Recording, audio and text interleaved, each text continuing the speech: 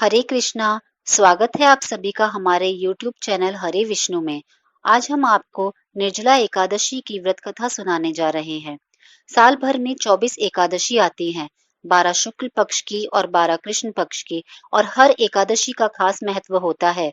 लेकिन शास्त्रों में निर्जला एकादशी को मोक्ष देने वाली एकादशी कहा जाता है। इसे भीमसेनी एकादशी के नाम से भी जाना जाता है। इस दिन व्रत करने के अलावा गंगा में स्नान करने और दान करने का विशेष महत्व है। धार्मिक मान्यताओं के अनुसार जब वेद व्यास ने पांडवों को धर्म, अर्थ, कर्म और मोक्ष देने वाली एकादशी व्रत का संकल्प कराया, तब युधिष्ठिर ने पूछा था, ज्येष्ठ मास के शुक्ल पक्ष में जो एकादशी है, उसके बारे में विस्तार से बताइए। इस पर भगवान श्री कृष्ण ने कहा, हे राजन, इस बारे में परम धर्मात्मा व्यास जी बताएंगे।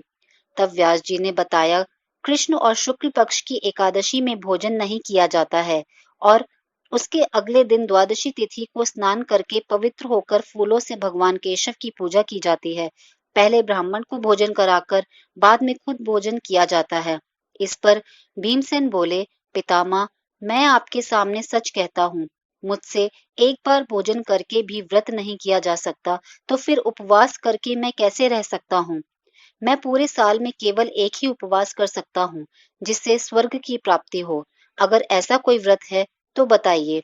इस पर व्यास जी ने कहा, ज्येष्ठ मास में सूर्य वृक्ष राशि पर हो या मिथुन राशि पर शुक्ल पक्ष में जो एकादशी आती है, उस पर निर्जला व्रत करें। एकादशी तिथि पर सूर्योदय से लेकर दूसरे दिन के सूर्योदय तक जल नहीं पिए, तब यह व्रत पूरा होगा। इसके बाद द्वादशी तिथि को स्नान करके ब्राह्मणों को विधि पूर्वक जल और स्वर्ण का दान करें। इस तरह से अगर आप केवल निर्जला एकादशी का व्रत करते हैं, तो इससे साल भर में जितनी भी एकादशी तिथि होती हैं, उसका फल प्राप्त होता है। उन्होंने कहा कि जिस भी व्यक्ति ने श्री हरि की पूजा और रात में जागरण करते हुए इस निर्जल एकादशी का व्रत किया है, उन्हें अपने साथ साथ पिछली 100 पीढ़ियों की और आने वाली 100 पीढ़ियों को भगवान वासुदेव के परम धाम में पहुंचा दिया है। कहते हैं कि जो व्यक्ति इस एकादशी पर सच्चे मन से व्रत करता है, वो स्वर्ग लोक को जाता है। ज्येष्ठ माह में शुक्ल पक्ष में जो शुभ एकादशी होती है, उसका निर्जल व्रत करना चाहिए। उस दिन ब्राह्मणों को शक्कर के साथ जल के घड़े दान करने चाहिए। ऐसा करने से मनुष्य भगवान विष्णु के समीप पहुंच सकता है।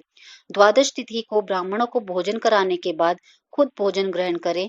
इस तरह से व्रत का संकल्प लेने से और व्रत करने से सभी पापों का नाश हो जाता है और स्वर्ग की प्राप्ति होती है। अगर आपको हमारी कथा पसंद आई हो तो कमेंट बॉक्स में कमेंट करें, लाइक करें और शेयर करें।